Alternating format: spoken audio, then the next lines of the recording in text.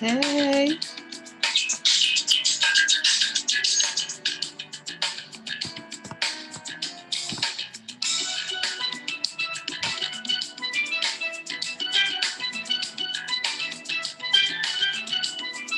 We are getting ready here to go live with our interview with Mr. Danny Stone. Coach Danny, are you ready?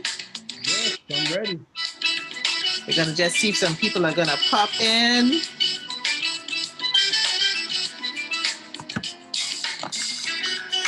Right now, you're listening to some music by Calabash. And yes, I have the rights to use the music. Just in case anybody on Facebook land wants to say, no, what's happening there? What is she doing?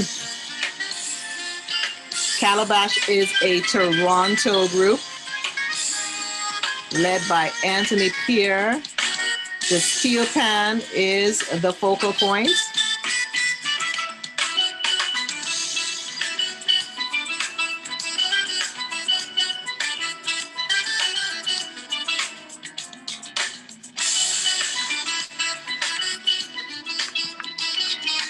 And so I'm going to start bringing on this beautiful music. Hope some people are joining us in Facebook land. We're setting up our pages. Feel free to share the feed to your friends, family, and loved ones. This is going to be a great conversation with Coach Danny Stone. Well, people, welcome to Victory Speaks. It's an inspired conversation series. And guess what? I remembered to press record. Yay! I am your host, Nicole Waldron, aka Victory. And I want us to have victory in all our lives. You know, we have many conversations, Danny, and throughout our lives, and some of them are good, some of them are bad, some of them are not so good. But you know what? We need to start sharing those inspired conversations so we can take others along on the journey with us. And that's kind of why I started this podcast. And so I'm on a mission to share some of these inspired conversations with the great people that I meet along my journey. And I hope you and those out there listening in Facebook land get inspired as well. So, guess what? Before we get started, get your drink, get your pad and paper. Let me tell you, I'm warning you, people. This is where you want to write some stuff because in the couple times I've listened to Coach Danny, and in the couple times I've had the privilege to even just like talk to him, he may not know, but I'm always like with a little piece of paper at the side, writing down, scribbling down a note here and there, you know, and you know, welcome him to the show. But I'm going to tell you a little about Coach Danny, and I'm gonna turn a little bit to my right if you see me turning, because I got to read his bio. And you know what? His bio, he only just gave me a little snippet. He really just, he cheated and gave me a snippet of his bio, but I'm going to surprise him. So, Coach Stone, as he is known by many, he's a coach, an author, a speaker, a community servant. And I like that part, community servant and entrepreneur. That means he's a servant leader. Mm-hmm. And he has coached hundreds of people, helping them level up their careers and businesses and lives, and has dedicated his life to helping people break through barriers and achieve their biggest goals. Now, if I had, you know, the party around me, we're like, woo, woo, Coach Danny. Now, Coach Danny has many hats. So he has a new podcast, and you got to tune in. It's Grind and Gratitude Show, the Grind and Gratitude Show. Let me tell you, we'll be talking a little bit about that. And you will be glad that you tune into his podcast. He gives people practical tips to implement change and step into their greatness. It has already, listen, people, I am taking tips from Coach Danny because he's hit 22 countries. Jeez, Coach. Recently lost this, and he's launched a School of Success, an online school that teaches entrepreneurs the mindset, tools, and resources to launch and grow their businesses. Coach Danny, like seriously? Yeah. Now, there's something he didn't send me, but I looked it up and I found it. He has coached over 100 people. He has 2 best-selling books. He's ran his business successfully for 7 years plus, and I like that number seven because seven is the number of completion and perfection. And he's about to go into his 8th year of new beginning. So God knows what he's going to do in the universe. And he's delivered over 100 seminars. And we know for sure when you do those numbers, definitely thousands of lives have been impacted. So Yeah. Coach Danny, I am giving a round of applause for Facebook Live. They'll be giving their emojis and their smiles and their hearts and stuff. Wow. But personally, I am like, yay, I got Coach Danny. You made my day. All right. Well, man, I was listening to the intro, wondering who you were talking about. I was like, that's me. Listen, so I'm going to just tell you now, just in case you didn't know, I'm emotional. Okay. Okay. I Yeah. cry at the drop of a hat. I see some people out here. I see Bam. I see, oh, some people are joining us and they're giving us some love hearts. Give us some hearts and some, high fives and stuff out there.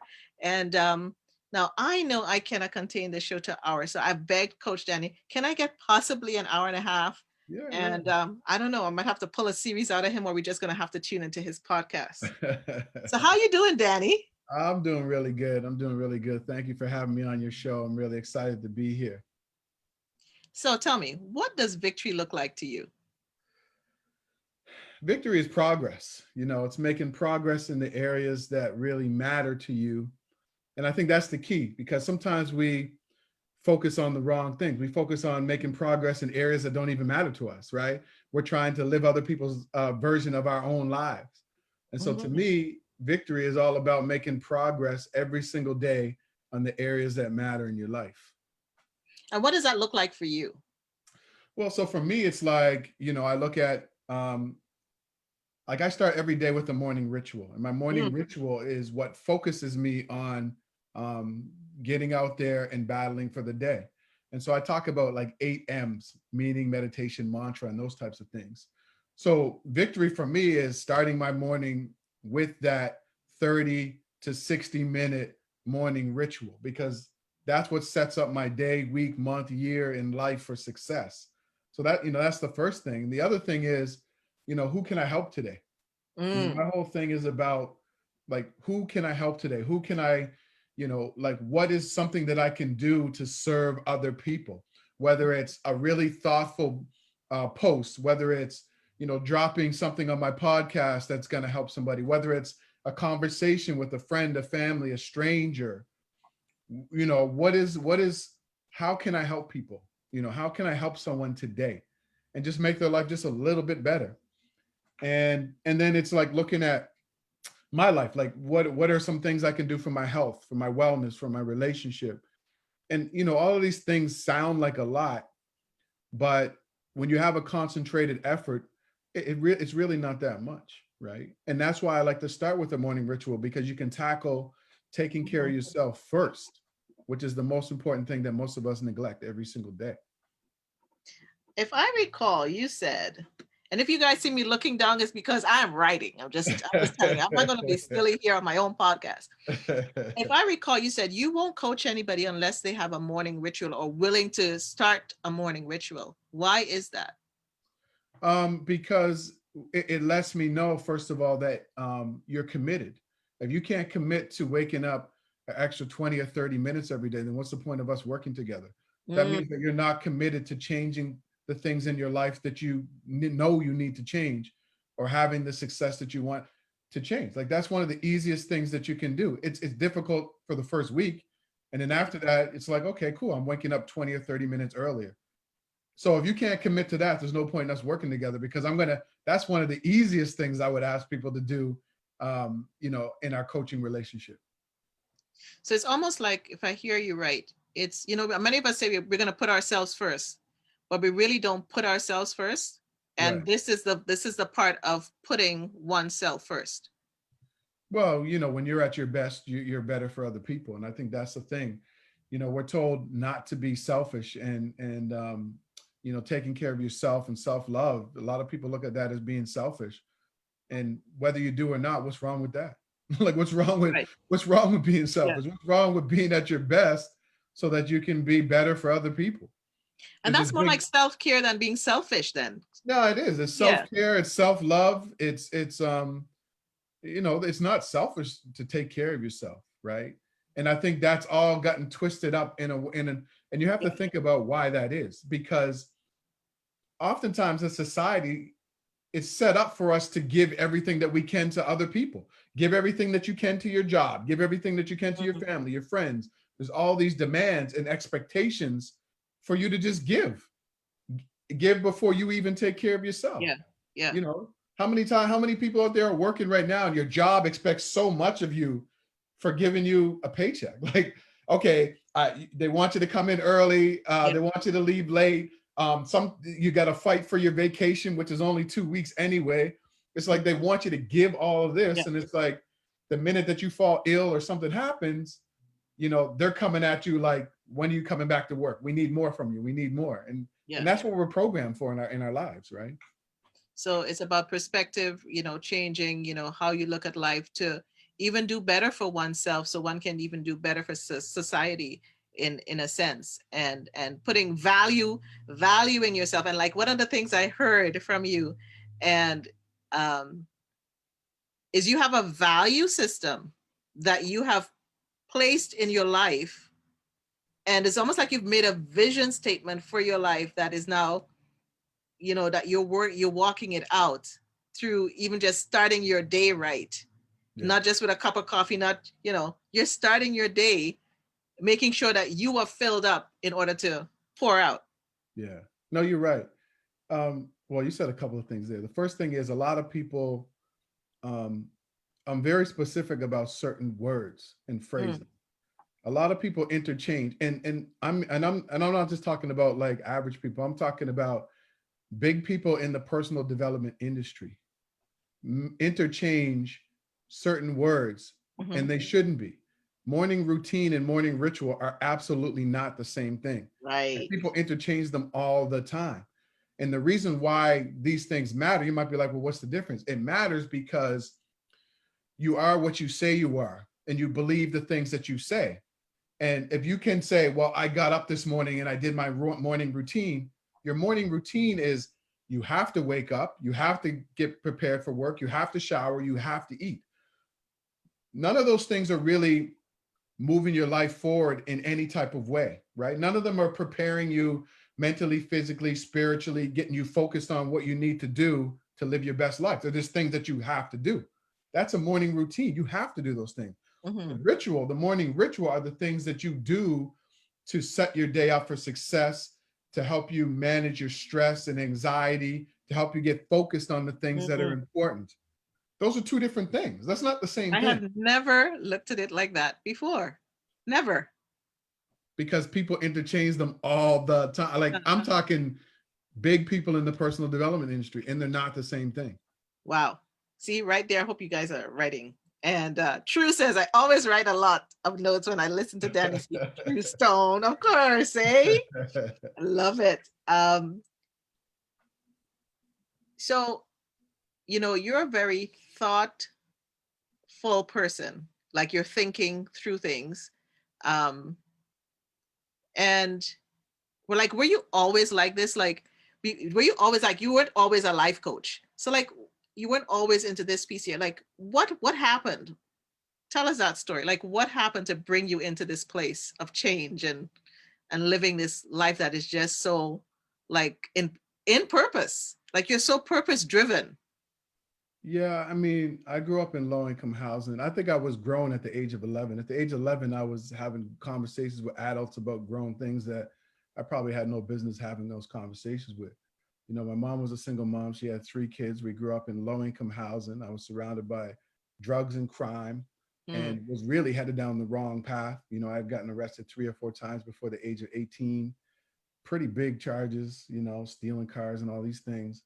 And it was my wow. grandmother who was always my grandmother was this little tiny 5'4" Jamaican lady with this crooked finger. She always used to point this, and I knew every time she Hi. said that, I knew she was serious. That crooked finger let me know this woman meant business. Yeah. And so they emigrated into Canada in the 60s. Her and I think 5 families from Jamaica emigrated to Nova Scotia. and my mom was about 18 at the time when my grandparents came. Long story short, we ended up living me and my mom and my siblings ended up living in low income housing. And I was just really headed down the wrong place. And I think seeing a lot of my friends in and out of jail, I had lost some friends to gun violence at that age, 18, Mhm. 19. And, you know, the thing for me is I had mentors. My grandmother was my first mentor. I had basketball coaches. I had people that believed in me who said, look, Danny, the way you're going, you have so much more potential. And, you know, people plant things in the back of your mind. But when I turned 18, it was like this light bulb went off.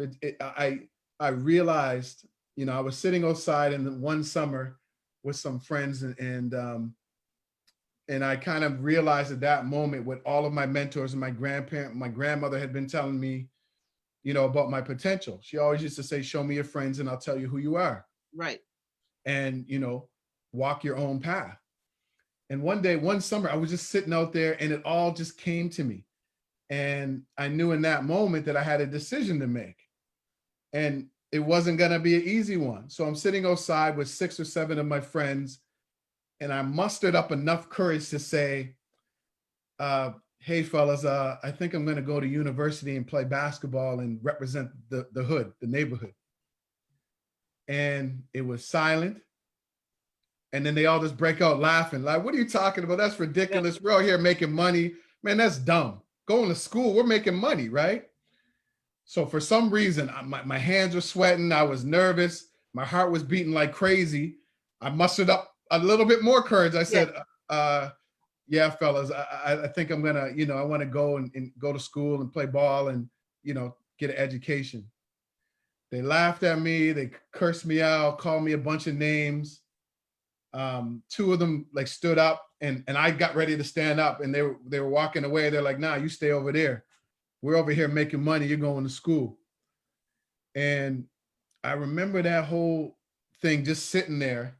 And it finally hit me when my grandmother was saying, and my mentors, like, show me your friends and I'll tell you who you are. Like, Mhm. these were my friends. Mhm. Mhm. You know, these were the people that I was following. Mhm. And even though I was sad and tears are kind of running down my eyes, I realized that that was the point that I went from being a passenger in my life to the driver of my life. I stopped being a follower. I stopped being in the passenger seat. I stopped being afraid of what other people would say about me and what I was trying to do. And I kicked all of them out of the driver's seat and became the driver of my life. So that whole summer, they bullied me, they laughed at me, they clowned me, made fun of me, cursed me out, picked on me. I went away to university. I went to St. FX University in Nova Scotia. I took business. My first year, I got rookie of the year. The second year, I got most outstanding player of the year. And in the meantime, I got an education. But the story doesn't end there. This is you'll love this part here. So fast forward 5 years from now. So this was 2015. I get a message on Facebook. It said, hey, Danny, I've been watching you. I just got out of jail about a year ago. I've been watching you on Facebook, man. You're really inspirational, motivational. You know, everything that I said back in the day, I was wrong. You were Wow. right. Wow. One of the main guys that bullied me and laughed at me and picked on me was in jail. He had just did 5 years or 6 years. The other one, by the way, got killed. And I just read the message and I just, you know, I responded. I said, hey, brother, like we're older now. You know, anything I can do to kind of, you know, if you need advice from time to time, I'm here, just hit me up. And that was 5 years ago. And he's been out of jail ever since, turned his life around, and we're still friends. So I know that was a long story, but I wanted you to That kind of understand it. right there culminates it for me. It's like when you know what you know, what you know, you move in it and you have the courage to move in it. And I mean, I commend you for it. And one of the things you've said there is, and I'm going to ask you a question, but I say to any mother, father listening right now on the live or on the replay, keep planting those seeds because sometimes you got to plant the seeds and then somebody's going to come along and water it. And then somebody's going to come along and fertilize it. And somewhere along the line, your grandmother never gave up. She just kept planting those seeds. And one day it just, bam. So if you, I mean, I know that's the advice I'm taking. And my son's 25. But if you had to give advice to anyone raising, especially a son, and especially a Black son right now, what would you say to them? I would say, well, first of all, understand what it's like for a young Black boy out here. You know, I mean, sometimes parents don't really understand the pressures that a son, or Black or white, but especially young Yeah. Black boys. So really understand the pressures that a young Black boy has, like, you know, and the way society paints them, Mm-hmm. the way the education system, the way, and you know, employment systems, like the justice system, like understand that first, and then just be supportive and listen to your sons. Try to understand them and continue to plant those seeds. And I would also suggest that you try to find them a male mentor, because you know, mothers and women can definitely, you Mm-hmm. know, give young boys guidance and so on up to a certain level. But I think a man can understand another man, or a boy can understand a Yeah. man a little bit better. So try to find him a mentor, or whether it's a coach, a teacher, somebody in your community that can provide some type of guidance. Because, you know, I was very fortunate to have some of those. You know, I had some uncles, I had coaches, teachers. A lot of people really believed in me, along with my grandmother. And I think that's really, really important. Um, you know, I used to, you know, be a mentor for, you know, the Boys and Girls Club in the YMCA, and do after school programs. And I was a youth outreach worker. And, you know, it's crazy that 20 some years later, some of those people that are now in their 30s come to me and say, Danny, I remember you used to tell me this all the time. Mm-hmm. Danny, I remember, you know, they remember, you know, me showing up at a basketball game and they were ready to quit, and me like telling them to get back out there because you can't quit. And like just little Yeah. situations Yeah. 25 years later. So if you're a Impact. parent, keep planting those seeds, keep, you know, stay on your kids, understand where they're coming from, and try to find the mentors. So like if you're looking for a mentor for, and I know I struggle with this as a mom, trying to find that, that mentor that would be consistent, will be true, what should, whether you're looking for your child or yourself, what should one look for in a mentor? Well, you have to look for somebody who is um, definitely giving back to the community in some capacity. What are they doing for their community? Mm-hmm. Because sometimes, you know, we choose the wrong mentors, and, you know, the signs are already there. So are they giving back to their community? Are they somebody who appears to be of integrity and honesty? Um, are they somebody who um, maintains contact with parents, you know, with the mother or the Yeah. father or whoever, right? Because if you know, you definitely want to know what's going on with your kids. Yeah. um, are they somebody that's attached to some type of organization? Like, are they attached to some association, whether it's a community center, a Boys and Girls Club, YMCA, Mhm. some other type of community center, right? And I think those are some of the seeds that we should be looking for if you're looking for a mentor. And what type of challenges have they overcome in their life, right? Ah. You know, I think that's Yeah. important. What have they overcome? What are they open and honest about? Yeah. That, you know, because sometimes people, you know, if someone's not willing to be open and honest with themselves, then they're probably not going to be a good mentor to somebody else, because they Yeah. still have things buried, right? Yeah, setting yourself up for sabotage. You said something about becoming the driver in your life, and I know that's one of your things, and it's even in your book. Which one of the books is it? Hold on. You have the keys, now drive. You have the keys, now drive. And I don't drive, but that's the only thing I'm with having. You have the keys, now drive. If you don't have this book, let me tell you, people. And before I say anything, if you are listening live or on the replay, ask your questions. You got Coach Danny, and you got him for free right now. You don't always get Coach Danny for free. So if you got him right now, this is your opportunity to ask that question. But you know what? I'll say Danny gives a lot of stuff away for free. Yeah. He you really invest in people, and it comes out. So like in the book, This book is so good. He gives you tools, he gives you questions at the end of each chapter, and then you can get a bonus chapter, people. That's just like golden. Some of the questions that he asks on there, that would be a show just by itself. Like, you ask some of the best questions Yeah. Well, I'm that glad you think that so. that stops people. What would be, because you're so purpose driven, right? I What think would so. be a question, so because so many people are looking and trying to find their purpose. Give us a question that one should ask oneself when one is trying to figure out purpose or what their assignment is.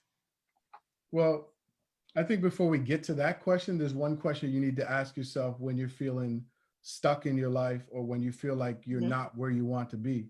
This should be the question you should start with before you worry about purpose. Okay. You know, if somebody says, what's the number one question I can ask myself if I'm feeling stuck or I just don't know what's next or I'm not happy with where I am? This is the question I always ask myself when I'm feeling stuck in any area of my life. And the question is, what am I going to do to change my situation?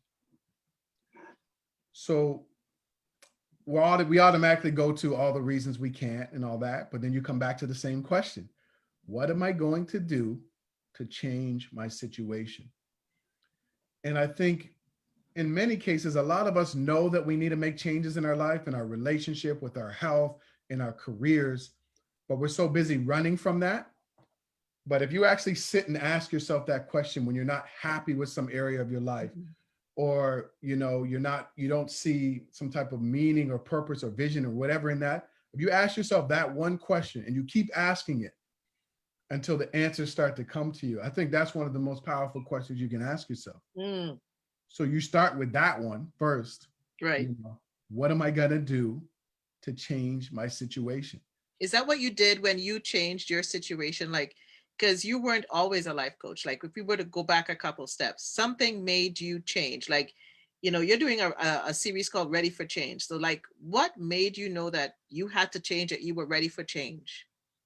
I mean, there was all kinds of situations. Again, when I was, in my teens, it was seeing people in and out of jail, and I knew I was headed that way. And then I went on to being like a job search coach, and then a career coach. And it was one of the best educations I could ever get in my life because I was talking to people who were at all levels of their career, young people who were just starting out, people who had been on social assistance, people who are receiving employment insurance, people who had been let go from their jobs, people who were Right. like, it was the full gamut. And so for me, it wasn't even about career coaching. It was about understanding life. It was like the best education I could ever get in my whole life. And Right. I wasn't even, at times, I probably wasn't even equipped to have these conversations, but all I was doing was listening Mm-hmm. and being a mirror, listening and being a mirror. And I mean, this was when I was in my 20s, right? And I started to kind of hone those skills. And then I realized, like, I'm ready for change. I'm sitting here, at the time I was managing a career center, and I thought it's time for me to move on and to do more with my life. And that's when I left Nova Scotia and moved to Toronto, and that was 18 years ago. You have some Scotians giving you some high fives on the line here. Big up to all of my Scotian people out there. And again, it has nothing to do with me thinking I was better than Nova Scotia. It's just that when you get to a point where you feel like, and this is something I always tell people, if you're at a point where you feel like you're being called to do something, Mm-hmm. answer the call. Mm. If you feel like you're being called to travel, to pursue a different relationship because the one Ah, you're in isn't isn't giving you what you need, a career, starting a business, traveling somewhere. If you feel like you're being called to do something, answer the call answer the call. because that's what you're supposed to be doing at that time. And so for me, there have been many points in my life where I had to answer the call. It just kept coming up. Okay, I was managing this career center and I was like, there's something more. I have to do more. And then I went to Vancouver. I was in Miami. Then I kind of came here to Toronto. And then that was it. And then, you know, other points in my life, travel to certain countries, leaving my job, writing the book when people laughed at me, said, you can't write no Right. book. Every time I did something, it was me answering the call. And you got to stop worrying about other people. They're on a different line. They have their own phone. Why are you worrying about what they got to say about you, your call? You know what I'm saying? I I love wasn't that. worried about what people have. Listen, you answer your phone. I'm here on mine. And so it's always been that. I've just been answering the call. And then the other thing I tell people is have the discipline to follow your curiosity, right? Ooh, You know, and they're similar. They're pretty much the same thing, but have the discipline to follow your curiosity, right? And see where it leads you. that requires some courage, man. Yeah, but I mean, one thing we have to understand is that a lot of us start with how, and back to your question about purpose, a Right. lot of us start with how, right? So we have a goal or a dream in our mind, and we Mhm. automatically start with how, and Right. it's always how I can't, Right. right? I can't do that. I can't. I don't know how to. I don't know how to start a business. I can't travel. I can't serve more people. I can't launch a podcast. You should. We're not. Don't start with how. Start with what. Mm. What do you really want? Get as clear as you possibly can. What does a perfect day look like for you? And why What is that does a important? perfect day look like for you? Right. So you start with your what and the why. What is it that you want? And why is it a must that you get it? And then the how is going to come later. But we start with the how. We're like, oh man, I don't know how I'm going to get to Brazil. I don't know how I'm going to buy a house. I don't know how I'm going to get that new job. So I guess I'm just not going to do it. I'll just leave it alone. Instead of, no, get crystal clear on what you want. Mhm. See it vividly, visualize it, have a vision board, carry a symbol around that reminds you of it. Get super clear about what it is that you want in all the areas that matter: Mhm. your health, your wellness, your Mhm. finances, your Right. relationship. And then understand why that is a must. Why is it a must? And then the how. We start with how. I like the why is it a must? Like, what is it that you want? But why is it a must? That is like I'm like, guys, I don't know if you're out there with me, what you're hearing, but like, why is it a must? Is like one of those bing bing moments for me. Because I know I've gotten stuck in how am I going to do this? And I've talked myself out of, and I know I'm not the only one. Oh, And we I'm all sure have. you hear a lot of people talking themselves out of it. For those of you just joining, I am here with Coach Danny Stone. Isn't it sounds like a great name? Like, I'm so glad I'm getting to talk to him now because he's going to be one day on Oprah and stuff and all over the place. And we're going to be like, I knew him when, yeah, I got his book and I got to talk to him. And let me tell you, Danny, I'm not just joking, eh? I am so serious because um, you may not know some of the people I've worked with, and I've said that to them, and I can't even reach them now. So Yeah, I'm love just saying, Coach Stone, I am that. just honored and privileged. And for those of you just joining, you gotta just stay tuned. Go back on the replay for the stuff that you've missed. And so, Danny, you have a thing that you say.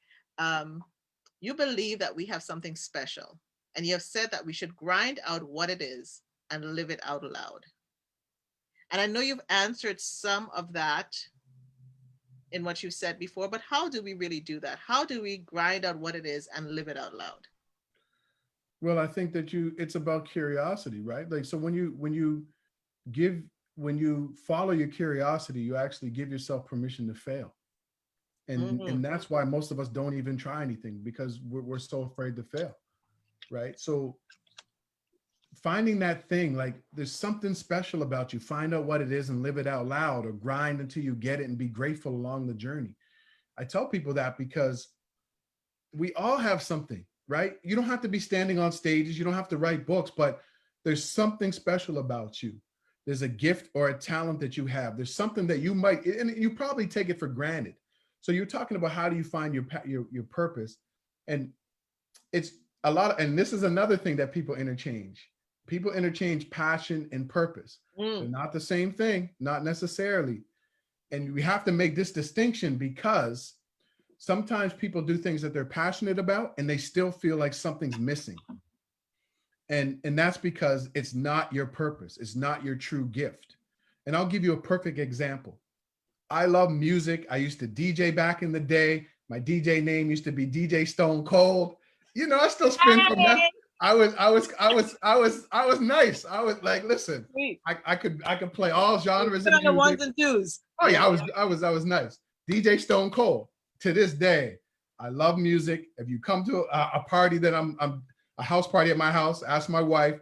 I always got the music playing. I got a selection of songs. I love music. I DJed for a long time. If I was still DJing, I would feel like something is missing. Even Mm, though I'm extremely passionate about music and I love DJing, I would feel like something is missing. right. That's my passion. My Right. purpose is helping people to break through their challenges and step into their greatness. That's my purpose. And so we often interchange them, and then people feel guilty because they still want something else. And it's like, why do I feel guilty? I'm supposed to love this and I do love it, but I just feel like I should do something else. And they feel guilty about it. Don't feel guilty about it.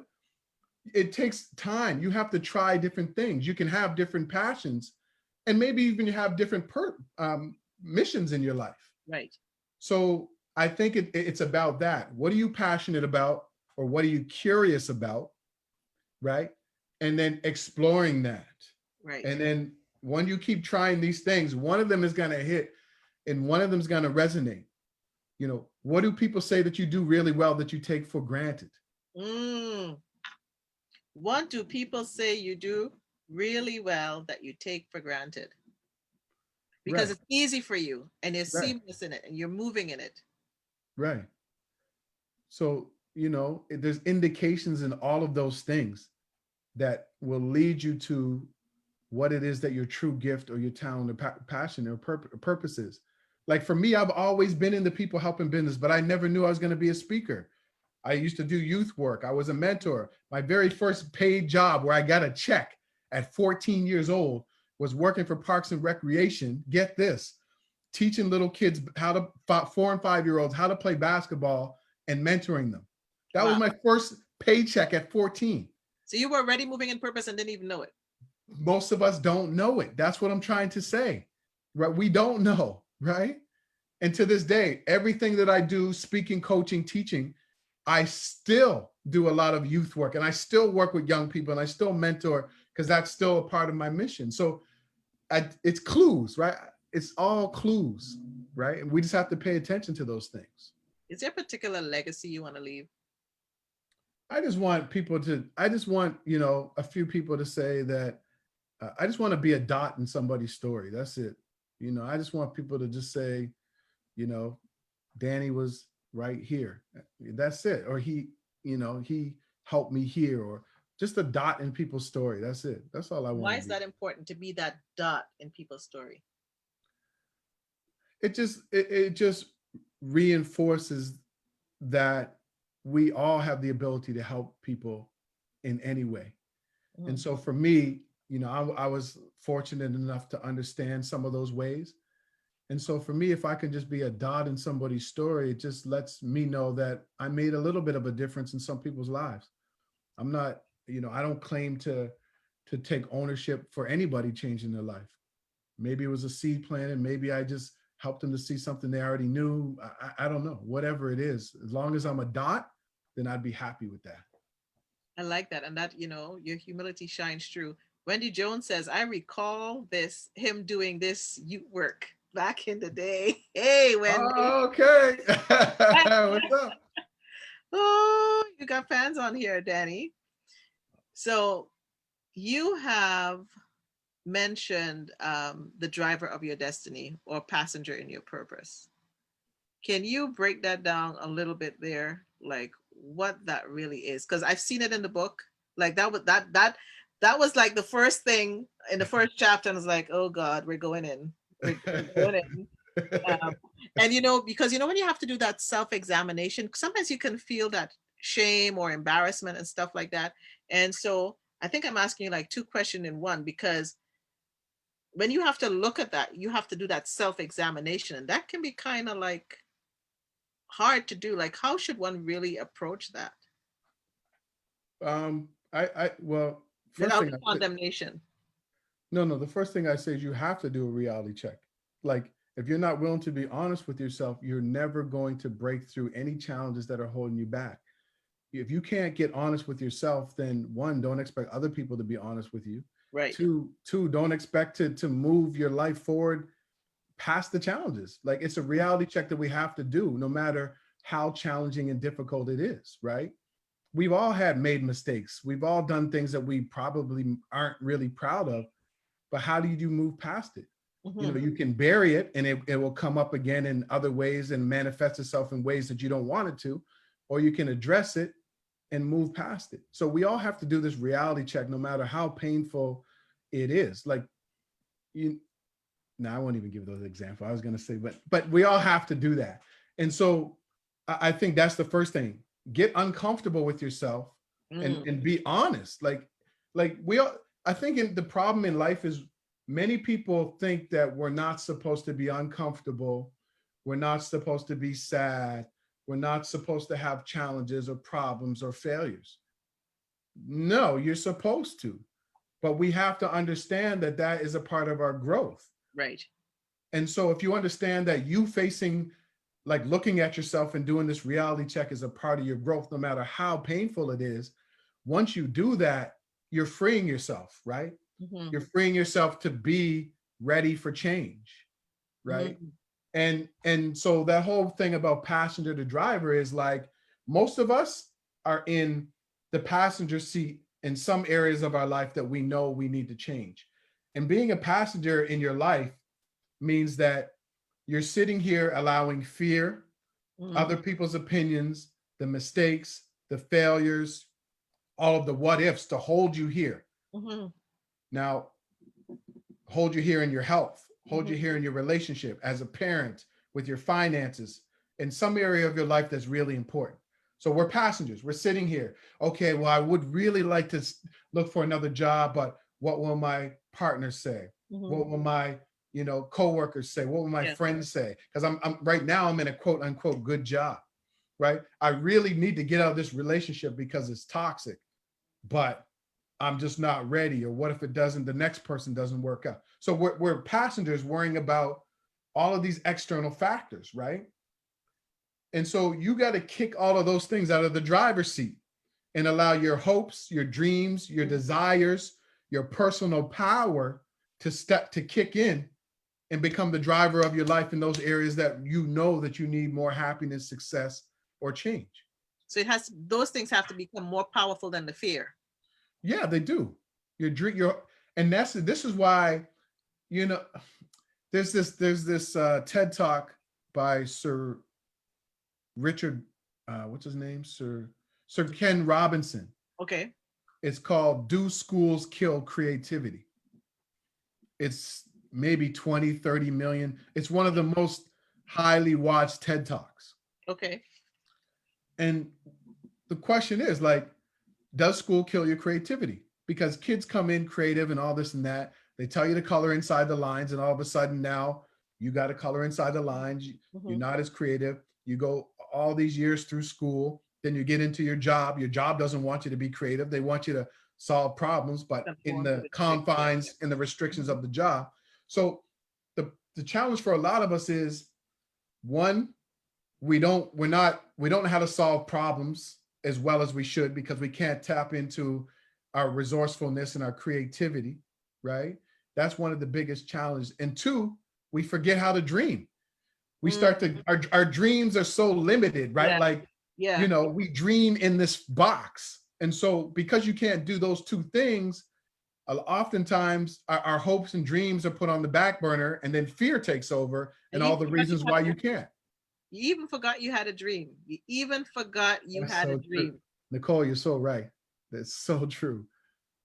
Because like I remember going like, what was my dream again? And I think journaling was part of, like, if I didn't journal, like when I had those dreams and those visions, that was so key. And you said something way back in the conversation, like the people that were, your friends at that time that were saying, no, Danny, laughing and stuff like that, the fact that you were actually propelled past that, ridicule or doubt is that you got to know that you know that you know that this is something that I want to do. And I think sometimes the word failure is what can paralyze people. And I wish we could find another way to describe failure. I don't like the word failure. Why not? I think it's good. I think the word failure is good because we're in a society where everybody gets a trophy, and that's not real life. And Right. it's the pain of failure and the not wanting to fail again that drives you to take action, right? It's the fear of failing at certain things. Like, think about it. When you have a deadline for your job, you're so afraid, like, especially if you've missed a deadline before. You know Right. what that's like, so you don't want to go back there. You've been in a messed up relationship. You're on high alert now. Now Right. your antenna, well, for some people don't learn. Some people don't learn, you Yeah. know. But it's the failure. So I think, again, it's one of those things that we don't want to sit in. Like, and I look at it from so many things in my life. Like, being an athlete, I, I'm glad I failed.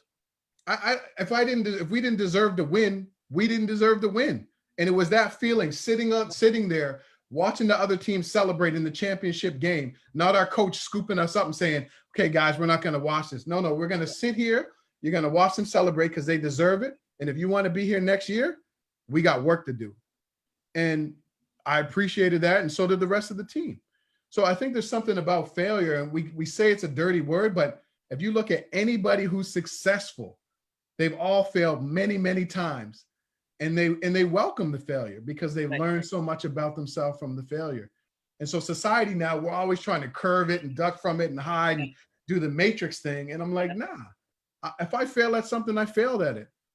And if it's something that's important to me, I'll try not to fail again. If it's not, it's okay. I'll just take the L. Nobody's great at everything. And you know what? I'm getting some high fives on that failure thing. Wendy's like, yay, failure makes you stronger.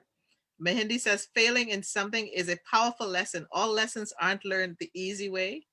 And Garth Curtis Blackman says, hi, Nicole. I was just being curious and my curiosity paid off tonight. I'm really liking what I'm hearing. Thanks. And Mehindy says, exactly on the word failure. That's And I great. think, what is good that you have done with the word failure is how you look at it. Because I think with even young people, and I start with young people, we don't really teach them how to deal with failure. So, like, we're getting this the way that they're dealing with it is not in a positive way. The way that they're dealing is not in a healthy way. I shouldn't even say positive, in a healthy way. And we're not told how to, or we're not teaching how to deal with adversity, Mm. you know? And, especially as when I look at young people, especially when I look at Black men, Black women, we're really not taught how to do this thing. We're taught how to be strong and we put up all these fronts, but we're really not taught how to deal with our feelings and emotions. And we act out in a whole different way.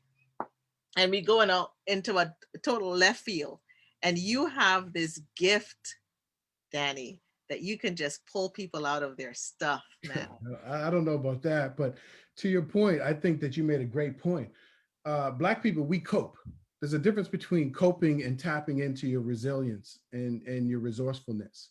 So we learn to cope with things, and we don't. Mm. Sometimes the trauma that we've had over the years from all of the things that have happened for generations, we learn to cope, but we don't really learn to tap into our resilience and our resourcefulness and take those lessons to release all of those emotions in a productive, healthy way. I grew up around like a lot of angry Black men and Black Right. women. Right. Women were scorned from Black men that were out here running around, or may have been in and out of things, have gotten incarcerated or whatever, Yeah. because that's, the environment that we were in. And then a lot of Black men that just have this anger because our fathers weren't around, and Mhm. all of these other things that we had to be growing at young ages. So there's all this, like, you know anger and all of this kind of pent up, like, emotion that we don't release in a positive way. And then what happens is we end up taking it out on each other in very unproductive ways, right? So we learn to cope, but we don't really learn to be resilient and resourceful, and learn how to kind of move past some of our traumas and sort of challenging experiences. That word resilient is coming up a lot these days. I don't know if you're catching it, but You know, it's like one of those buzzwords that's coming up. And when you say resilience, what does that look like to you, or what does that say to you in terms of the word resilient, and what does it mean to be resilient? It means that you understand the challenges that you're facing and you're able to look at them from different perspectives so that you can tap into your personal power to move through them, Hmm. right? Like that's what it is. It's like tapping into your personal power to move through challenging situations. And I already told you, when society, school, work doesn't prepare us for that. So, many people are unprepared. Black people are even more unprepared because, the school systems and everything failed us at a astronomical rate. So then we have to figure it out. And sometimes it comes out the wrong way. So I think that's what it is. It's really like looking at your situation, being able to step back, and because it's difficult to change your situation when you're in it and you can only see it from being stuck. Right. But when you can step back and say, okay, what is the lesson and the blessing in this situation? Like with COVID, I've been asking people that. Yeah. What is the lesson and the blessing in this situation? Oh, Danny, there's none. This sucks. I'm at home. No, no. You're going to tell me what is the lesson in the blessing. Hmm. Okay, well, I was able to work from home. I get to spend more time with my kids, my husband, my wife, my Yeah. boyfriend, my girlfriend. Okay, cool. I've actually got a chance to sit down and write. I've been learning some things about myself. I was able to do some things around the house I never thought I could. I actually wrote down some goals today. I never write down goals. Yeah. I, Yeah. I read a couple chapters of a book I don't even read, right? Yeah. You went from there is none to 20. Yeah. That's what being resilient, like, that's what it is. It's like I'm in it. This is so crazy to like, well, what's the lesson here? What's the blessing? Okay, then you get that. Now, how can I move through it? So Hmm. that's what I look at when I think of resilience. That's what I think about. If you were to look at your younger self,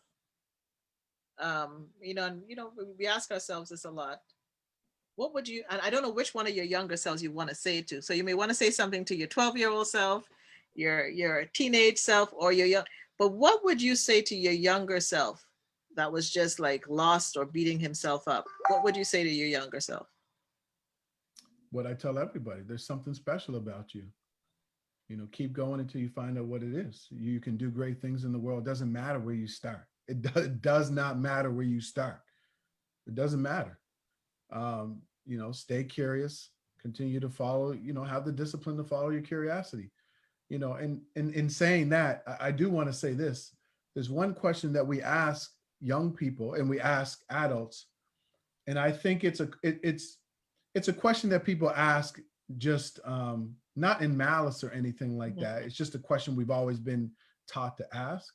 But I think that question is what locks a lot of people and holds them in place. Right?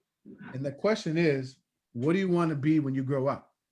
Mm, So you can ask somebody, when you're 5 or 6, 8, 9, you can, I want to be an astronaut. I want to own the world. yeah.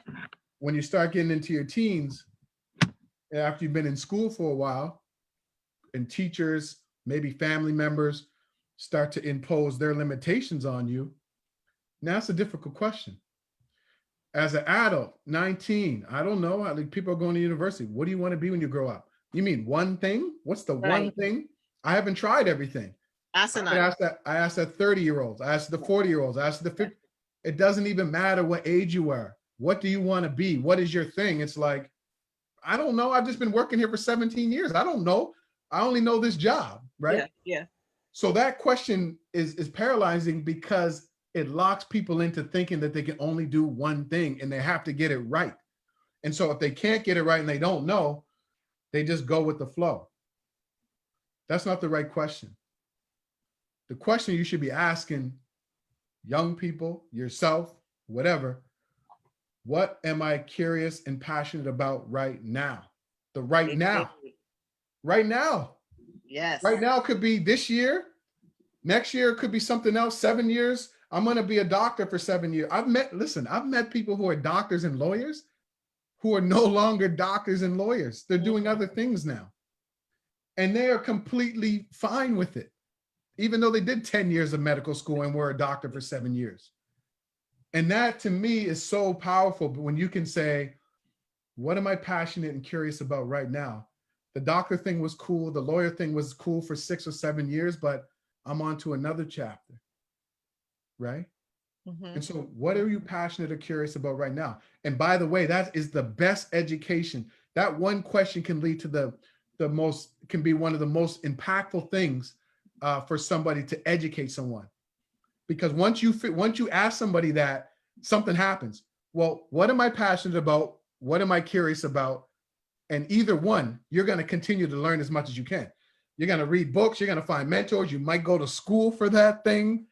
But like that one thing, it's like, it just takes you somewhere. What am I passionate about? Well, I like sneakers. Okay, well, how's the sneaker thing work? I said this to some young guy. He said, I like sneakers. It's like, oh, well, tell me about sneakers. He went crazy. He told me all this stuff about sneakers. I said, so like, do you sell them or flip them? He's like, nah, man, that's not my thing. I don't really know if I can do that. I see other people do it. Yeah. I said, man, you just told me everything that there is to possibly know about sneakers. Why don't you buy them and then resell them for more money? He's like, I can do that. I said, well, other people are doing it, right? Yeah. Well, try it. Buy one pair of sneakers and he did, right? And he went crazy with following everybody online, all the guys that flip sneakers, asking them questions. And then he just went down this whole thing. And he's like, man, I think it's about 6 or 7 months later. He's like, Danny, man, that question, it just got me going. I just learned as much as I can and I'm still learning about sneakers and selling sneakers. So that's the power of that one question, right? It's so powerful. And Danny, you have so many of those good questions. Okay, so if you're just tuning in, I'm talking with Coach Danny Stone, and let me see what time we're good. He's allowed me 1.5 hours, and I'm gonna squeeze whatever I can out of the coach, because he's just one of the most down to earth coaches I know. If you're now joining us, send us your questions, give us your hearts, your pointy finger saying, I like what's going on. If you have a question for the coach, he is open to answering any question tonight. Coach, I am getting some questions about can you give us the names of your 2 books that your bestsellers? You have the keys. 2 books, please. You have the keys now, Drive. Pull it out there, Danny. I got that one. And then that one. And then New Me. This is the one that I co-wrote. I co-wrote this book, New Me, with 9 other Black men. So 10 of us wrote this book called New Me. And right now, both of these books are in a couple of one prison here in Toronto. So incarcerated men are reading both of these books right now.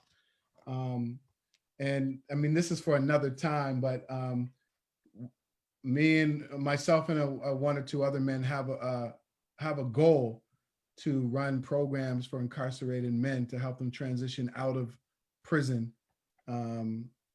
So these are some of the tools that they have right now at their disposal. And you got my heart right there. And I know from talking to Danny, and if you're listening, I know that when he has this passion for young men, which I have this passion too, because I'm raising a 25-year-old son. Mm-hmm. And it's different, as I tell people, please don't wish me happy Father's Day. I'm not a father. I can never be a father. I don't have the testosterone. I don't want it. So there are some things that, Danny taps into when it comes to talking to men. And this book is really good with that. And I'm still going through it. I'm just going to hit on a couple comments here. People are still really embracing this piece about how you spoke about failure. So this is good. That's good. We're going to talk about a couple of the things you're doing, but I'm telling you about the book that Danny has. You have the keys, now drive. And I think this was in part of the bonus pieces. At the end of, here's some of the questions that I'm going to throw some of the questions at you. He asked the best questions. Garth says, Coach Danny Stone is on point. Thank you. At the end of my life, my greatest accomplishment will be, that's one question for you to sail on, think about. What is my mission in life that absolutely inspires me? What is my burning passion? What am I truly passionate about? You've heard him ask about that as we've been talking. How will my work, career, or business enable me to live those dreams? What, what does the ideal perfect day look like? And if I knew failure wasn't an option, what would I attempt to achieve or do with my life?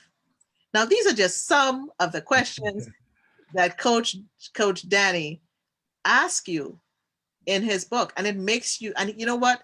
That's the thing. You don't just, some people just say give you tools, and they don't really give you the tool kit. They Mm-hmm. just say, here, go buy the toolbox, and they don't. They tell you some of the things that should be in it, but you really help people walk it out. And so you've started this School of Success thing. What is that about? The School of Success is an online school for, soon to be or entrepreneurs. And one of the challenges I see with business owners and entrepreneurs is a lot of people think that they can just skip past the personal development and self-development piece. And so what Mm, happens is they start a business and they have other challenges and areas that they really need to focus on in their life, or they're not clear on their wins, their what's important nows. mm, And so you jump into this business world, you get a little bit, make a little bit of progress, and then you get lost. You get lost because you're not standing on your values. You don't know your mm, principles and you don't know what's important. And so the school is all of that. So I have this program that I'm going to be launching soon called Ready for Change, the number 4 change. mhm, And it's going to be like a 6-week program where I walk people intensely through a lot of the things I'm talking about right now. So we look at all kinds of things. We look at like where your limiting beliefs come from. You know, Most of our beliefs were formed before the age of 7. You know what I'm saying? 7 or 10.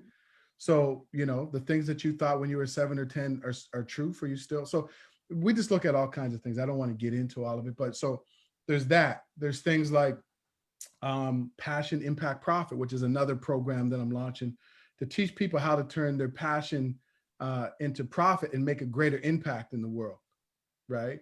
And then there's other things like around mindset and habits and just lots of really good things that I think are lacking, that entrepreneurs are missing, and business owners are missing, right? I So, like this passion for profit because I think, I think back to people in our generation and even older than us. Like I don't have a problem saying my age. I'm 51, but I think of those in 50s, 60s and stuff. And they have been working a particular job because we have a different way that we were loyal in certain things. We may have found our passion or our purpose and we said, okay, I want to be a lawyer, a doctor, a teacher, whatever it was. But now, you know what, we're getting to that age of retirement and there's a hustle. We had a little hustle on the side. And so I think, I wonder, and you tell me, your thoughts on this, the hustle on the side, is that something that a lot of people are missing an opportunity in the hustle that they currently do on the side or they used to do on the side that could actually be that passion for profit. 100%. The way I left my job, and I always tell people this: there's lots of different ways to leave your job. You can work at a job and decide that tomorrow you want to launch a business all out and just quit your job and go all in. Or you can do it like I did. I secretly started my own consulting and training company. I had it ongoing for 3 or 4 years while I was managing training for a big company. I had employees and nobody knew, Mm-hmm. right? And the business got to the point where I said, okay, now I can leave my job. And I did. But I think a lot of us don't see the value in our side hustle. You can make your side hustle could be your full-time hustle if you Right. really focused on that. And the reason why, my program is called Passion, Impact, Profit, because the more that you serve people, the more money you're going to make, right? When you focus on service, when you focus on using your gift, your talent, Mm-hmm. whatever that side hustle is to help more people, then that's how I was able to replace my income. I thought I was dealing with a lot of big companies at the time when I had my consulting company out, and I just kept asking people like, what is your biggest challenge? And then I would just go and design training and coaching around that. And so when you ask yourself, what problem do you solve, and would people be willing to pay for this? And chances are, if it's a side hustle, they already are. So it's just about scaling it up. It's about making it bigger. It's about reaching more people, right? And so I think that's the thing. You What can problem turn do your you side solve? hustle into your full-time hustle. Okay, I'm gonna come back to this. What problem do you solve? I'm just gonna hit you with uh Coach, are your books at a different book list with Ita Satu? If The new me book is the new me is at Ida's. Yeah. okay, so the new me is Wendy. And are you only doing online podcasts or open to attending schools? Maybe my school, because you know Wendy's a teacher. So are you willing to do speaking engagement? So where do you do your speaking engagement? That was like an of course. That was like a whisper that was like, he said yes. Of course. Yeah, yeah. No, I do speaking for sure. I just spoke at online at a college to 20,000 people just about 3 or 4 weeks ago online. That So was I my go to pen, like the mic. That was my pen dropping the mic. no, no, I go to high school. I go wherever. I go, yeah, I definitely do speaking. Um, yeah, just reach out to me at I am Danny Stone anywhere online, website everywhere, and just send me a message. I am Danny Stone is so branded. He's branded so well. You cannot forget what it is because it's everywhere you look. And every platform it's I am Danny Stone. Here's a compliment for you, my brother. We could use a few dozen Coach Danny's here in Detroit, says Wow. Mahindi. Well, thank you very much. I appreciate that. I'm sure there's a lot of people down there that are probably doing amazing work. And I think that's a challenge for a lot of us is this that we're not really masters at being able to reach more people. Like we're just so content with being in our little, and there's nothing wrong with that. There's nothing wrong with serving your community or whatever, your family. Just, there's nothing wrong with that. But I also think that sometimes we have to, especially people who are really making a difference, who have a amazing voice or a Mhm. talent to reach more people. I think we have to stop being modest and really put ourselves out there. I was never like, I used to be really shy. I grew up really shy. I used to get Mhm. bullied and picked on. My family's very loud. So I was like this, like, really quiet. And then I kind of found my voice over the years in my teenage years and kind of started to kind of step into my groove a little bit. But this is what I decided. I thought that I have something that somebody needs. I have some information. I don't know if I could just help one person. So it was selfish of me to not write the books. It was selfish of me to not start my own bit. It was selfish of me not to start a podcast. I've been talking about starting a podcast for years. I started the podcast 3 months ago in the middle of this pandemic because I'm like, I don't care. I don't even know how to do this. I'm just going to do it and figure it out. And I realized that I was being selfish just by not doing it. And so I think that's the thing. We all have a gift, a talent, and we all have the ability to help people and inspire people, even in a 2 or 3 minute conversation, right? How you treat people every single day is what your legacy is going to be. Mm. A lot of people don't understand that. A lot of people are like, okay, once I get to this point in my career, I get this job title, I buy this house, I do this, then I'm going to start building my legacy. Well, what about all of the people that you interacted with up until that point? How did you treat them? What Yeah, was that interaction like? yeah. You're living your legacy right now. And so if that's the case, it's just about how you are in this world. You could go to Starbucks and have a 2 minute conversation with the person who's serving your drink, and you Mhm. could completely turn that person's day or even life around. Mhm. You don't know what that person's going through. You don't know by you asking them, hey, how's your day going? It's not too good. Well, why not? Well, the last person, oh, well, forget them. You got me now. And I'm telling you, right? So it could be the littlest things. And so we're not conscious of that. And we need to be. You're building your legacy every single day and you're making impact in the world with every single person that you interact with. I love that right there. And the whole podcast thing, because I think I started my podcast in COVID too. So Oh, and you you did? are knocking your podcast out the water. Like I go to you now and I go like, okay, I learned some things. It's like, okay, Coach Danny is just not. I'm just gonna sit down under your tutelage and sit at your feet for the next No, couple of no, weeks. listen, you're Like doing amazing. Like, when did you start your podcast? When did you start this podcast? I started my audio podcast. I started it in like March, April. And then I pivoted and started doing the interview. So now I have the audio on like Victory Speaks on my, Google, podcasts and stuff like that. But then I just felt this urge, like I said at the beginning, to do this inspired conversation because like hearing you on Dr. Vibe, and then getting to vibe with you on the phone. I was like, Shout out to yeah, Dr. Vibe. Dr. Vibe, man. And that's what I love. I love the fact that the different people right now, especially in this time, that are just helping people propel forward and move in purpose. And that's my purpose, to motivate and enlighten and empower individuals in their purpose. And it was so funny that Coach Danny has this quiz on his website. You can do it for free. Um, and I did the quiz, and it was so funny. It came out saying you should be a life coach. So it is a cool quiz. Like if you want to try and figure out where you should be going or what you should be doing or some things you can be looking at, do the quiz on iamdannystone.com. See, it's so simple. iamdannystone.com. It's And what type of business should I start? And there's yes. basically like 4 different types. So yeah, you go there, it'll tell you the type that you should start and give you some ideas. And there's some blog posts that kind of help you out with that as well that I've written. And you stumped me. Like I was like, I want this, but you only gave me one choice. It's like, man, like, can I get a few more options here? Start with one place and then you can Well, expand. okay, so I'm gonna try and be good with time. Danny, we need 2 hours. Okay, we need a series. I do your podcast, you do mine. Um, I'm thinking, like, I'm watching, and we have some teachers on the line here, and I know that teachers are feeling the burnout, they're feeling the pressure. And I know some of them are like, I'm looking at some of the teachers. It's funny that the teachers that are online, they actually both have side hustles. I'm seeing a third one, and I know they have side hustles.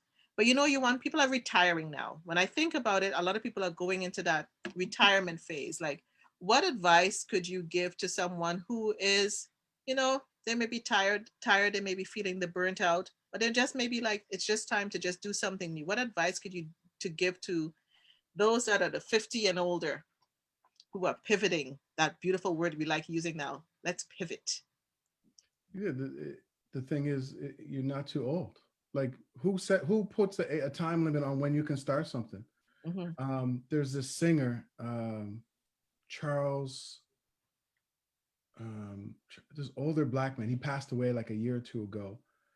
He was supposed to be James Brown before James Brown. Mm-hmm.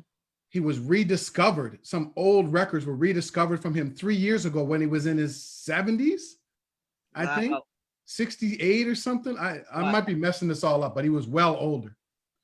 There was a resurgence in his career where he was selling out stadiums. I was following this guy. I was like, this dude is amazing. Yeah. At 68 or something.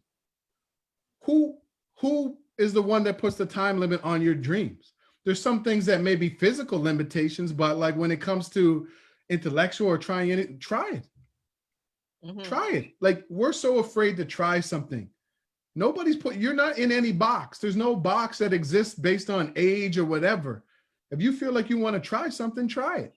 And I think this is the thing. Like you've dedicated so much of your time and energy to other people, to companies, to raising families. Like now is your time. Now is your time. If you have a side hustle or something you've been kind of doing, or something you've been thinking about, then try it. Like, what's Yeah. the worst that happens? You're back exactly where you were. Yeah. Right. And I think, it's so funny when I think about it. I was talking to someone earlier today, and she said, like sometimes she's just so tired, and but she said to me, Nicole, you give, and are you giving back are you starting to take care of yourself, and are Mm. you taking that time for that, not just the self care, but what do you want to do for you? That's just different. That's just new. And I was like, okay, Selah. She goes, you need to say no to some people. You need to Yeah. put up those boundaries and just say no, because everybody's just especially when you're a servant leader and Yeah. you're just a community giver. People can suck you like it's like leeches. Like, Definitely. how do you, because you're a community person, you're always giving, how do you set those boundaries? Because you have a beautiful family, and I like how True came on here saying, I'm even writing down what he says. I love your wife for saying that. And even you were talking about her in the beginning, like, what she can, you're supporting her in her journey. And so how do you set those boundaries so that you keep the balance in your family life and your professional life? Again, you go back to the wins. What's important now? Right. A Mm, lot of us get away from that. What's important is my family. What's important is my personal growth. Right. My friends. I do a lot of different things, but if you set your priorities, then those are the things that are important. All this other work should allow you to, to do those things more often, right?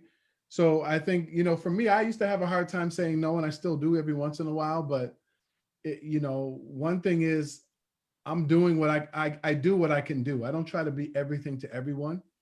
I have a certain group of people that I work with. I work with Zero Gun Violence Movement, a group dedicated to ending gun violence.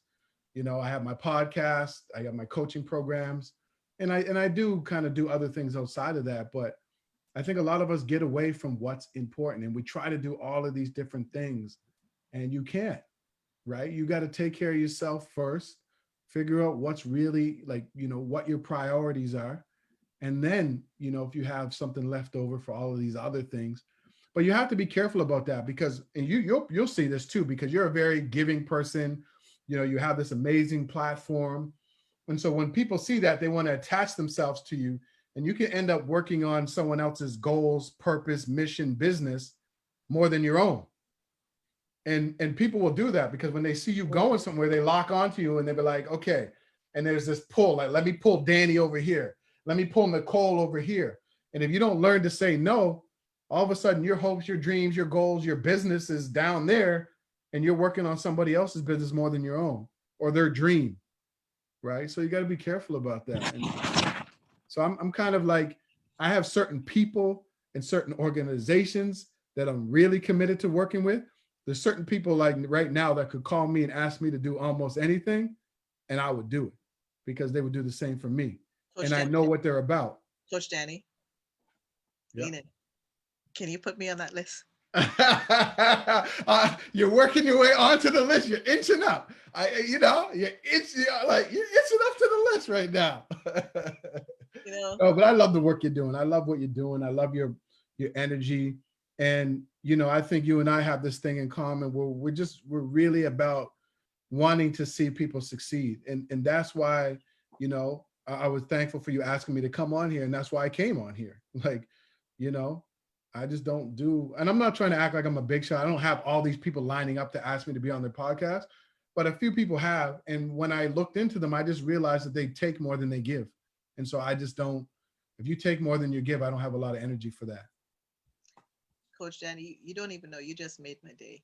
Um, and you're getting lots of like love on here. And I'm gonna call you on point, because that's what I'm getting. On point, on point, on point. um, and you know what? I'm so grateful that Dr. Vibe, and this is what I'm saying. There are some people that will really just want to see you succeed, and I really believe in lifting people up. I have been through that journey where people just want to suck on you like a leash, and that's okay, because everybody has their purpose. Everybody has a Judas in their life, and you just have to know that who the Judas is, so that you don't be surprised when they come at you. Right. And I'm getting lots of hearts coming up here. I got my part-time hustle became a very successful career. Coach is on point. I'm telling you, the on point is just like Coach is on point. There is a thing in your book where you said, and earlier in the conversation, you talked about vision, and we were talking about purpose, and when I was trying to name this podcast, it was the hardest podcast I had to name. I was like, what am I going to name this podcast? He talks about purpose. He's like you're able to touch the facets of so many facets of a person's life. But the key to it is, and I said it to my sister the other day, do you have a vision statement for your life? Like we make these vision statements for our businesses, but how, as we wind down, how can a person make a vision statement for their life, no matter what part of their life they're in? That's good. Think about what you want. What is it that you want? What do you aspire to be? What type of impact do you want to make? Put those words together. Put those words together. What do you want your legacy to be? How do you want to serve more people using what gift or talent? What type of life do you want to live? And put it all together. And then eventually, it's a paragraph, and then you get it down to three sentences, then one sentence, then a statement, and then that's what you have. But it's all, just keep working on it. You know, what do I want at my funeral, what do I want people to say about me? What type of legacy do I want to leave? Who am I aspiring to be?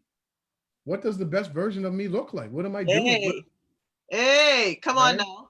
Right. What does the best version of me look like? Right. Woo, so So keep so going. you so you start putting all that together, and then eventually you kind of get to this one statement. But before we kind of tune out, can I just say one thing that I You think can say people anything really you want to say. This, I'm just here drive. I'm trying to learn how to drive. There are people who are going to be laughing at she don't know how to drive. I'm trying to learn how to drive people. So you hush, go. I'm taking you right to. We're going to the driver's place. You got to get your life now. hush. We're No, no. born. The thing is, we're born with a license. You're already born with that freedom. You're born with the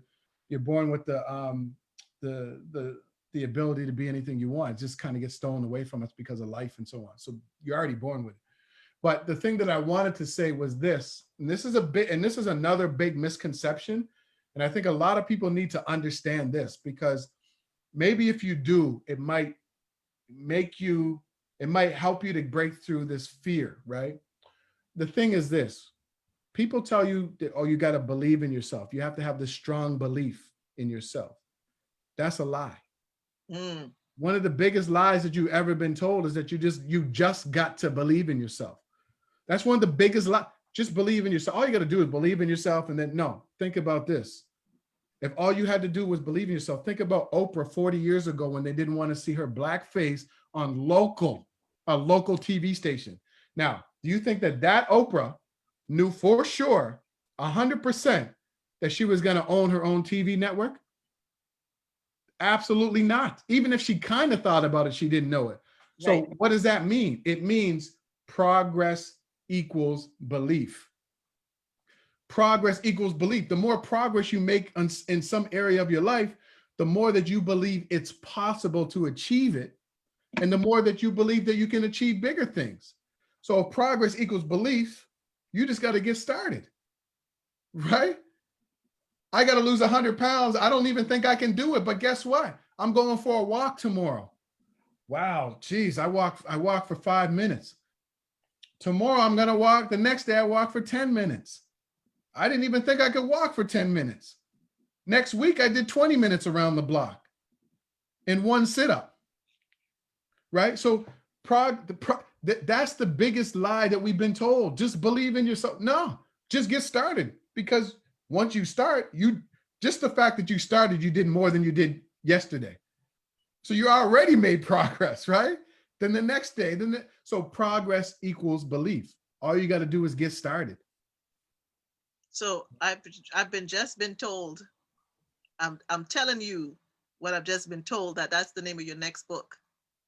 Progress equals belief. Okay. Equals belief. Just get started. You write it down. Progress equals belief.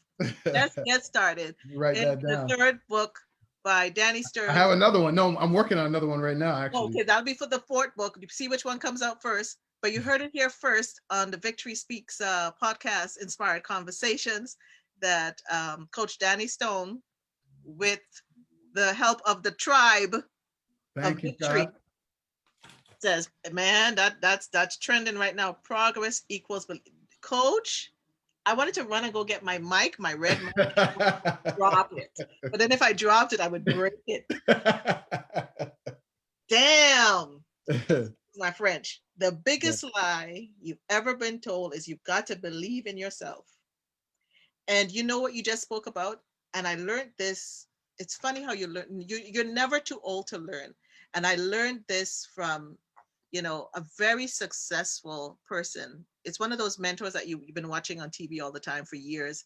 And she says, I have my businesses. I'm successful. I am debt free. I have my PhD, but I'm always learning. I still have a mentor. I make sure that, I'm doing something new daily, renewing my mind, keeping my mind to go. But the 1%, theory is if you do one thing today, because sometimes we have all this long to do this, and to me that's what that sets up people for failure. To me, that's what that is. That this just paralyzes you and destroys you. To me, that's what that thing is.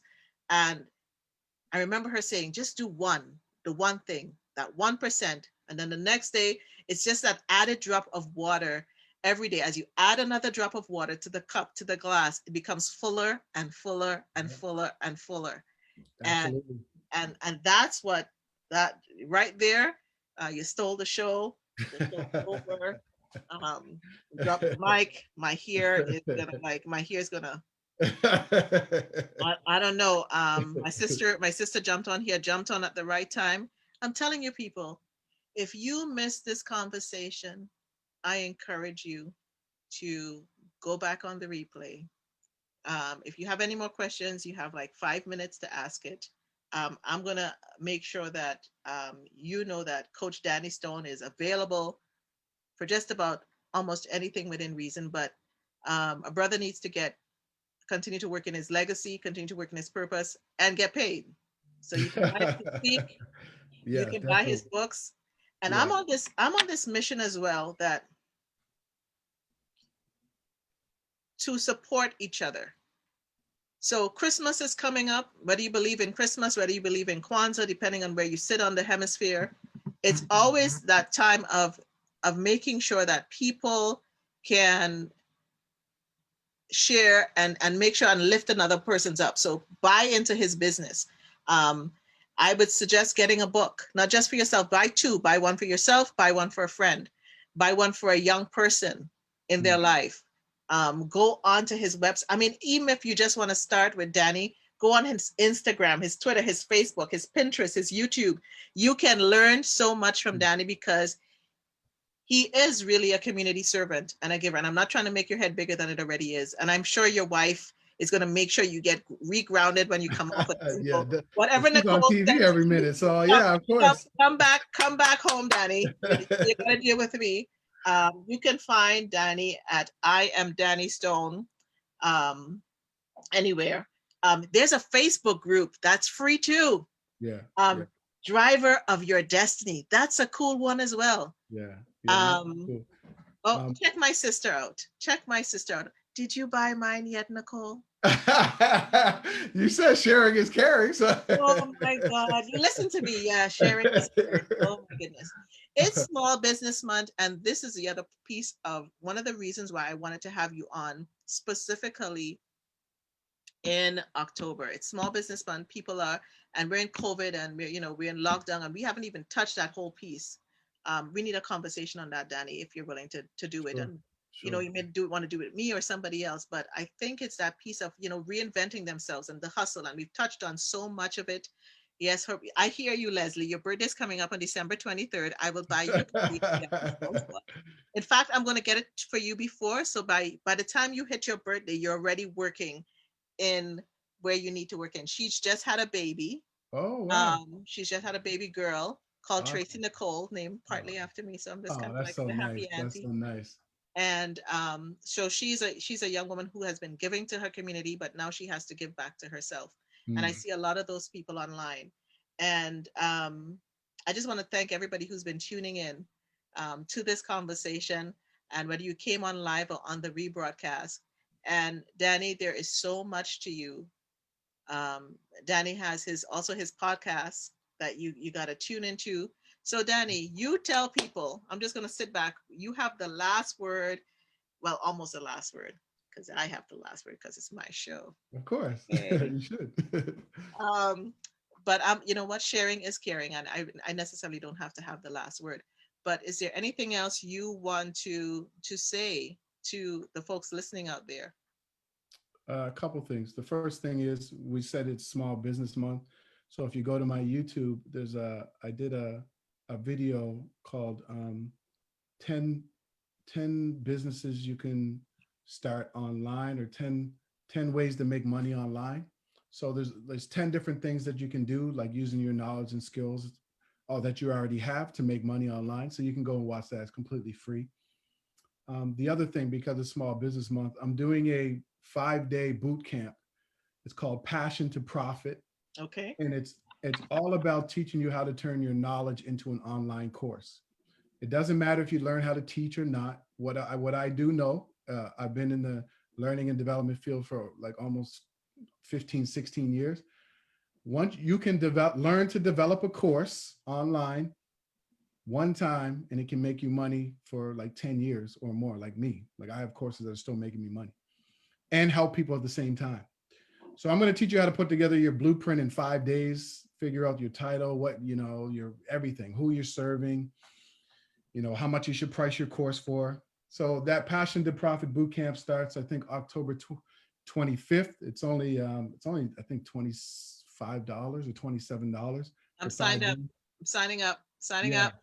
And so it's live coaching from me every day. We get into it. We help you figure out your course idea, map out the blueprint and all that. Because I think that every single one of us has information that people need.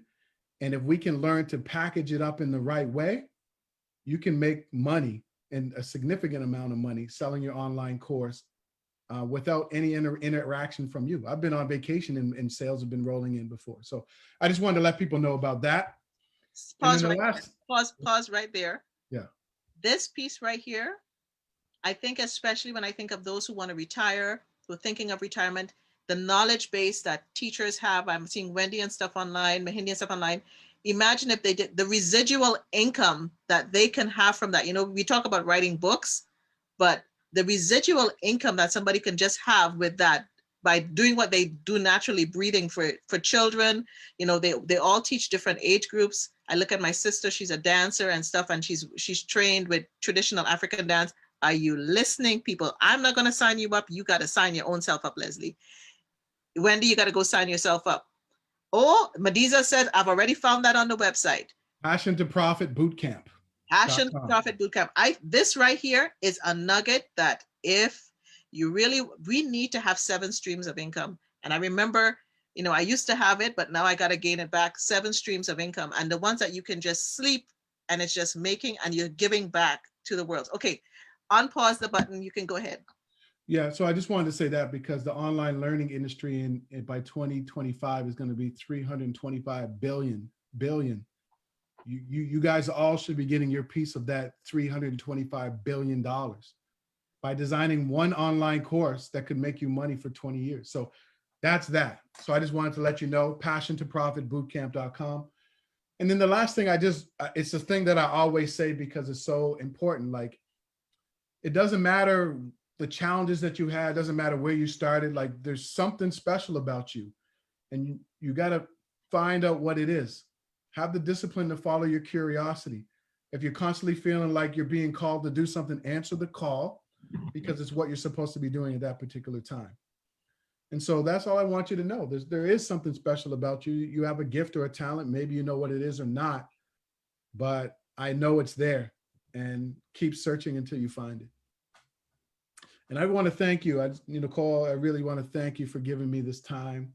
You're very generous to have me on your show. And, I think that I see what you're about, and I see that you're out here making a difference. And I see that you're a connector, and we need more people to be connectors and stop holding on to information and holding on to people. And so I'm very thankful and grateful for that, and keep doing all the amazing work that you're doing. Thanks, Coach Danny. You made my day. You did. And thank you, wife, for allowing me to have some time with you this evening. Yes, he's cool. Are you going to shout out? What is your wife? You tell the people what your wife does so we can make sure she makes some money too. So my wife's name is Trudy Stone. She's a culinary nutritionist. Her book is called Unbreakable. But you can also see her on Cityline. She's a culinary nutritionist and a regular on Cityline. She's on there at least 2 or 3 times a month. So Trudy Stone, and she's doing a lot of amazing things with food as medicine, helping people to kind of break through their food challenges and so on. So you'll be seeing a lot of her on Cityline, and she has a couple of big partnerships coming up with some really big health brands. So So before she gets a little too big, put in a good word for me. Maybe you can get her on the show. you can get her on. You'll get her on. She'll come on your show for sure. She's somebody you definitely need to have on, especially for Black people and their health and wellness. Yeah, she's big on that. It's so funny. I really had that conversation today that there's a Facebook group and they want to do a change in their health, and they wanted to do like no sugar for the month. And she was talking about how many hidden things have sugar and it doesn't say that it's sugar. And it was a group of Black women and they wanted to do healthy. So this is perfect. And I was like, I don't know who. You just answered my question. For sure. Um, Oh, and Mediza's like, I need her on a show. Okay, so Trudy, we're locking you in. Somehow we're gonna have to talk to the coach Danny and get I'll permission put to in a good word for you. please, please. Listen, folks, I am just so glad that you joined me here today on Inspired Conversation on Victory Speaks. And Victory Speaks comes from because we must speak victory. We must speak victory in our actions and our deeds. And sometimes we may not always make the mark. Sometimes, we falter, but we have to have grace for ourselves. We have to have the self-compassion. And I know, Danny definitely spoke about that tonight. Sometimes your conversation is just in a smile. And Danny, also, it's funny, you like touched on everything is that I really believe in, that, you have that conversation in the store or waiting in line, and COVID, we're not, even through your mask. I remember someone said to me the other day, are you smiling at me? And I said, yes. She said, I saw the smile through your mask. And I said, yeah, because you got to smile with your eyes, and your smile lights up your face. And so I encourage people to also take the time to stop and listen. Listening is such a skill. And you spoke about listening as you were, talking about different things earlier. And you mentioned that listening early on in your life and listening to your grandmother. This was some of the nuggets that, folks, one of the things that Danny really referred to: never stop talking or sharing or pouring into your kids, because even though it may sound like they're not listening, they are listening. And they may not act on your words. Somebody may come by and water the seed that you have planted. Don't take offense. Don't be offended. That's a show I want to do: how not to be offended. And so take back the conversations. Make sure that you are having conversations that speak life. When you live in victory, you have to speak life. There may be some days that are not so good, but have those safe places that you can go and have those conversations, have those courageous conversations, whether it's with a friend, whether it's with a counselor, whoever you need to have those conversations with. Make sure you have those conversations. I am Nicole Waldron. Victory Speaks. I speak victory because victory is in my name. My name means victory of the people. Some of people just see Nicole but don't realize that victory is part of my name. Yes. And every day, try and have at least one inspired conversation. And Arthur Ashe said, start where you are, use what you have, do what you can. And you can find me on Twitter. You can find me on Instagram. You can find me on YouTube. Victory Speaks 7. 7 is the number of completion and perfection. And I'm not perfect, but I'm striving to make a better life. Thank you for joining us. We're going to come out with some music again from Calabash. Be sure to check out their music. Thank you for all who have joined me online. Mediza is on there and she's doing her thing. She's branding. She's going to be helping me brand. Look, she did my mask. Victory Speaks. Oh, She did very my nice. mask. Nice. I like And so we're working on some special things coming out. So stay tuned. We're going to try and get into some new realms, and stay blessed, stay empowered, and speak victory in your life today. Danny, thank you for coming on. I really appreciate it. And I hope that everybody enjoyed and loved what we had to say today. And you know what? The music doesn't want to come on, Danny. I'm telling you. that. I'd like to end with a little bit of music, That's good. I like that. you know, and for some reason it doesn't just want to say, oh, there we go. Can't end without ending with some music. Thank you guys. Thanks for tuning in. We're Everybody, signing off with Calabash.